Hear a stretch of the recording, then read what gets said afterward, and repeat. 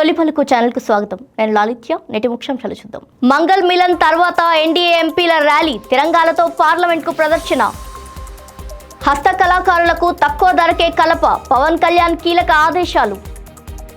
Thailand లో చిక్కుకున్న 5 తెలుగు విద్యార్థులకు లోకేష్ బాసట, స్వదేశానికి రప్పించే ఏర్పాట్లు. ఇందిరమ్మ ఇళ్ల దరఖాస్తుల గడువు పొడిగింపు స్పష్టం చేసిన మంత్రి పొంగులేటి.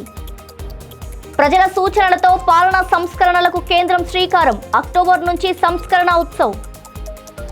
విరార్లో ₹1 కోటి నకిలీ నోట్లు పట్టివేత, 30 లక్షలకే విక్రయించేందుకు యత్నం. ఎంజీబీఎస్ చాంద్రాయణగుట్ట మెట్రోకు హైకోర్టు గ్రీన్ సిగ్నల్, భూసేకరణపై స్టే ఎత్తివేత. అంతరిక్షం నుంచి భారత్కు రష్యా వ్యోమగాముల శుభాకాంక్షలు, త్రివర్ణంతో ప్రత్యేక సందేశం. సింగర్ రాహుల్ సిప్లిగంజ్ పై కేసు నమోదు, యువతి ఫిర్యాదుతో 11 మందిపై ఆరోపణలు. ఉత్తరాఖండ్లో ఉగ్రరూపం దాల్చిన తమక్నాలా, కొట్టుకుపోయిన బైలీ బ్రిడ్జ్. యూపీఐ చెల్లింపులపై ఛార్జీలు లేవు, క్లారిటీ ఇచ్చిన కేంద్రం. సభ సజావుగా సాగేందుకు సహకరించండి, ఓం బిర్లా విజ్ఞప్తి. పరీక్షలు, రామమందిర అంశాలపై చర్చకు అఖిలేష్ యాదవ్ డిమాండ్. ప్రధాని నరేంద్ర మోదీ నాయకత్వంలో పార్లమెంట్ లైబ్రరీ భవనంలో ఎన్డీఏ ఎంపీల వారపు సమావేశం మంగళ్ మిలన్ జరిగింది.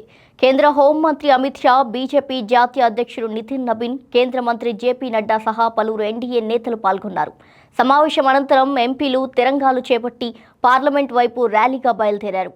విద్యార్థుల ఆందోళనలపై అమిత్ షా చర్చకు సిద్ధంగా ఉన్నారని, ప్రతిపక్షాలే చర్చ నుంచి తప్పుకుంటున్నాయని ఎన్డీఏ నేతలు ఆరోపించారు. ఇక మరోవైపు పార్లమెంటరీ వ్యవహారాల మంత్రి కిరణ్ రిజిజు అమిత్ షా సమాధానం చెప్పేందుకు సిద్ధంగా ఉన్నప్పుడు రాహుల్ గాంధీ సభ నుంచి తప్పుకోవద్దని అన్నారు. లోక్సభలో విద్యార్థుల ఆందోళనపై సమగ్ర చర్చకు ప్రభుత్వం సిద్ధంగా ఉందని స్పష్టం చేశారు.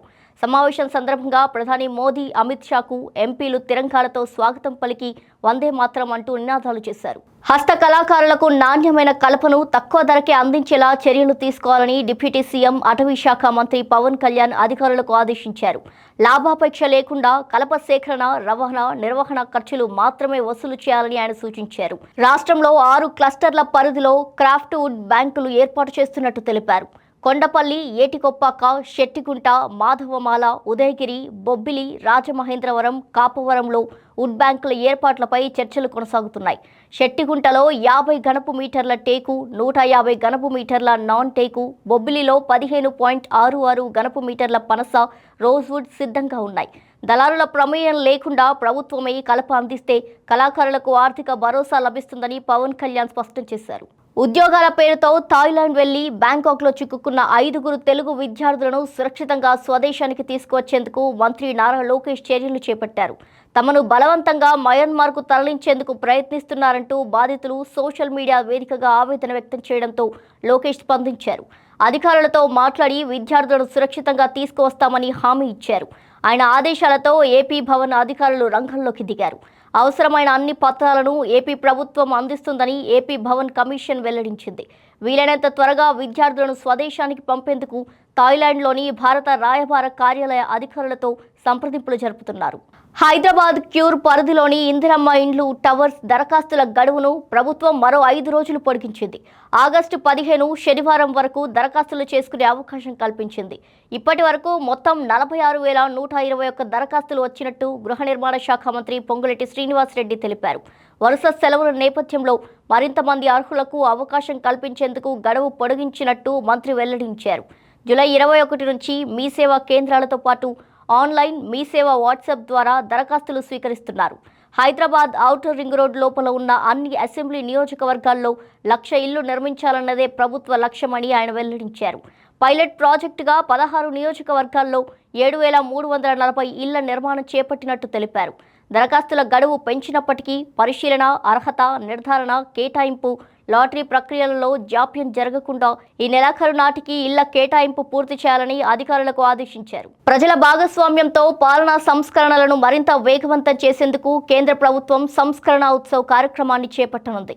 కేంద్ర కేబినెట్ కార్యదర్శి టీవీ సోమనాథన్ అన్ని రాష్ట్రాల ప్రధాన కార్యదర్శులతో నిర్వహించిన దృశ్య మాధ్యమ సమావేశంలో కార్యక్రమ వివరాలను వెల్లడించారు. అక్టోబర్ నుంచి డిసెంబర్ వరకు 3 దశల్లో ఇది కొనసాగనుంది.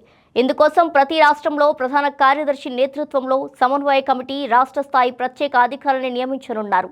జిల్లా స్థాయిలోనూ సమన్వయ వ్యవస్థ ఏర్పాటు చేయనున్నారు. ప్రజల సూచనల సేకరణ, పర్యవేక్షణ కోసం ప్రాంతీయ భాషల్లో ప్రత్యేక అంతర్జాల వేదికను కేంద్రం అందుబాటులోకి తీసుకురానుంది. తెలంగాణ నుంచి ప్రధాన కార్యదర్శి సంజయ్ జాజుతో పాటు పలువురు ఉన్నతాధికారులు సమావేశంలో పాల్గొన్నారు. ముంబైలో నకిలీ కరెన్సీ భారీగా పట్టుబడింది. విరార్లో 1 కోటి రూపాయల విలువైన నకిలీ నోట్లను వసాయి క్రైమ్ బ్రాంచ్ పోలీసులు స్వాధీనం చేసుకున్నారు. ముంబై అహ్మదాబాద్ హైవేపై కారులో నకిలీ నోట్లు తరలిస్తుండగా పక్కా సమాచారంతో తనిఖీలు చేపట్టి పట్టుకున్నారు. కారులో 500 రూపాయల విలువ కలిగిన 20,000 నకిలీ నోట్లను గుర్తించారు. వీటిని 30 లక్షల రూపాయలకే విక్రయించేందుకు నిందితులు ప్రయత్నించినట్టు పోలీసులు తెలిపారు. ఈ కేసులో కోపర్గావ్కు చెందిన ఓ నిందితుడిని అరెస్ట్ చేశారు. నకిలీ నోట్ల నెట్వర్క్ వెనుక ఉన్న ప్రధాన వ్యక్తి కోసం పోలీసులు గాలింపు ముమ్మరం చేశారు. ఎంజీబీఎస్ నుంచి చాంద్రాయణగుట్ట వరకు ప్రతిపాదిత మెట్రో మార్గానికి తెలంగాణ హైకోర్టు గ్రీన్ సిగ్నల్ ఇచ్చింది. భూసేకరణపై గతంలో విధించిన మధ్యంతర స్టేను ఎత్తివేసింది. అయితే భూసేకరణ ప్రక్రియ చట్టబద్ధంగా నిబంధనల ప్రకారం కొనసాగించాలని స్పష్టం చేసింది. ప్రజా రవాణా వ్యవస్థపై ప్రభావం పడే అవకాశం ఉన్నందున మెట్రో పనులు నిలిచిపోకూడదని కోర్టు అభిప్రాయపడింది. భూసేకరణకు సంబంధించి కొందరు స్థానికులు అభ్యంతరాలు వ్యక్తం చేయగా పరిహారం, పునరావాసంపై ఇరుపక్షాల వాదనలు కొనసాగాయి. సాంకేతిక సర్వేల ఆధారంగా మార్గాన్ని నిర్ణయించాలని, అది చట్టవిరుద్ధంగా ఉంటే కోర్టు జోక్యం చేసుకుంటుందని ధర్మాసనం స్పష్టం చేసింది. భారత 80వ స్వాతంత్ర దినోత్సవం సందర్భంగా అంతర్జాతీయ అంతరిక్ష కేంద్రం నుంచి రష్యా వ్యోమగాములు భారత ప్రజలకు ప్రత్యేక శుభాకాంక్షలు తెలిపారు.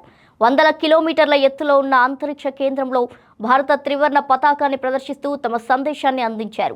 భారత్ రష్యా స్నేహం మరింత బలపడాలని ఆండ్రీ ఫ్రెడ్జాయేవ్ ఆకాంక్షించారు. భారత ప్రజలకు శాంతి, శ్రేయస్సు కలగాలని ప్యోటర్ డ్యూబ్రోవ్ కోరుకున్నారు. అంతరిక్షంలో భారత జెండాతో రష్యా వ్యోమగాములు తెలిపిన ఈ ప్రత్యేక శుభాకాంక్షలు ఇప్పుడు అందరి దృష్టిని ఆకర్షిస్తున్నాయి. విశాఖలో సింగర్ రాహుల్ సిప్లిగన్స్తో పాటు మరో 11 మందిపై పోలీసులు కేసు నమోదు చేశారు. ఓ యువతి ఇచ్చిన ఫిర్యాదు మేరకు ఈ కేసు నమోదైంది. రాహుల్ సిప్లిగంజ్ బావమరిది కప్పూరపు రాహుల్ రెడ్డి తనను పెళ్లి చేసుకుంటానని నమ్మించి మోసం చేశాడని యువతి ఆరోపించింది. అనంతరం తన వ్యక్తిగత ఫోటోలు, వీడియోలతో బ్లాక్మెయిల్ చేశారని ఫిర్యాదులో పేర్కొంది. ఇక ఈ వ్యవహారంలో రాహుల్ సిప్లిగన్స్ తనను బెదిరించడంతో పాటు బలవంతంగా వీడియో ప్రకటన ఇప్పించారని ఆరోపించింది. బెదిరింపులు, సైబర్ వేధింపులు తదితర ఆరోపణలపై పోలీసులు కేసు నమోదు చేసి దర్యాప్తు చేస్తున్నారు.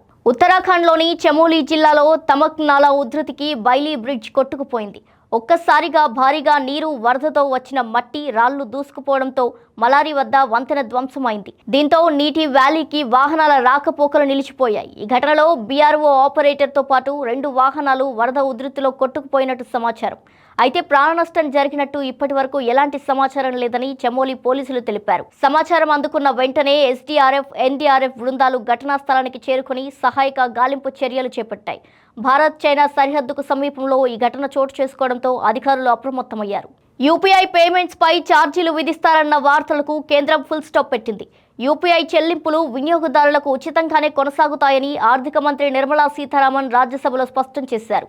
Taxation and other loss bill 2026 parliament ఆమోదం తెలిపింది. యూపీఐ లావాదేవీలపై ఈ బిల్లు ఎలాంటి పన్ను లేదా ఛార్జీలు విధించదని మంత్రి తెలిపారు. 90% పైగా లావాదేవీలు ఉచితంగానే కొనసాగుతాయని ఆమె స్పష్టం చేశారు. అయితే భవిష్యత్తులో ఏదైనా ఎండీఆర్ విధించినా అది కొన్ని రకాల వ్యాపార లావాదేవీలకు మాత్రమే పరిమితమవుతుందని ఆమె వెల్లడించారు. లోక్సభ సజావుగా సాగేందుకు అన్ని పార్టీల సభ్యులు సహకరించాలని స్పీకర్ ఓం బిర్లా విజ్ఞప్తి చేశారు. విపక్షాలు లేవనెత్తిన 2 ప్రధాన డిమాండ్లను అంగీకరించినట్టు ఆయన తెలిపారు. కేంద్ర హోంమంత్రి సభలో చర్చలో పాల్గొంటారని, విద్యార్థులకు సంబంధించిన అంశాలపైన చర్చ జరుగుతుందని స్పష్టం చేశారు.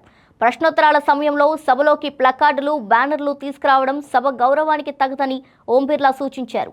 ప్రజా సమస్యలపై చర్చించేందుకు సభ వేదికగా ఉండాలని, పరస్పర సంభాషణలు, సహకారంతోనే సభ కార్యకలాపాలు సజావుగా సాగుతాయని ఆయన పేర్కొన్నారు. పరీక్షల్లో అవకతవకలు, రామమందిర విరాళాలు అంశాలు రెండింటికి ఒకే మూలం ఉందని సమాజ్వాదీ పార్టీ ఎంపీ అఖిలేష్ యాదవ్ అన్నారు. ఈ 2 అంశాలపై పార్లమెంట్లో చర్చ జరగాల్సిందేనని ఆయన డిమాండ్ చేశారు. జార్ఖండ్లో విద్యార్థుల ఆందోళనపై స్పందిస్తూ సమస్యల పరిష్కారానికి చర్చలే మార్గమని తెలిపారు. విద్యార్థులతో ముఖ్యమంత్రి, ప్రభుత్వం నిరంతరం చర్చలు కొనసాగించాలని ఆయన సూచించారు. విద్యార్థుల సమస్యలపై చర్చ, రామ మందిరానికి సంబంధించిన అంశంపై చర్చ 2 జరగాలని అఖిలేష్ యాదవ్ స్పష్టం చేశారు. ఇవి వాటి బులెటిన్ డీటెయిల్స్. మరో బులెటిన్తో మళ్ళీ కలుద్దాం. చూస్తూనే ఉండండి తొలి పలుకు న్యూస్.